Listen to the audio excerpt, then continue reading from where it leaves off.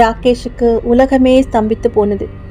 இத்தனை வருட நட்பு வாழ்க்கையில் இன்றுதான் துன்பம் என்றால் எப்படி இருக்கும் என்பதை, அதுவும் மரண வலி என்பது என்ன என்பதை உணர்ந்தான்.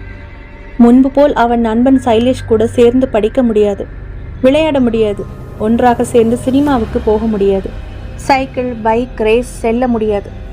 தனி பறவையாகி போனான். இப்படி ஒரு ரோடு ஆக்சிடென்ட் வந்து உயிர் நண்பர்களான தங்களை பிரிக்கும் என அவன் நினைக்கவே இல்லை. ரொம்பவும் தவித்து போனான் ராகேஷ். நண்பனின் பிரிவில் அடக்க மாட்டாமல் தன் செல்போனை எடுத்தான். சைலேஷின் நம்பருக்கு டெக்ஸ்ட் செய்தான்.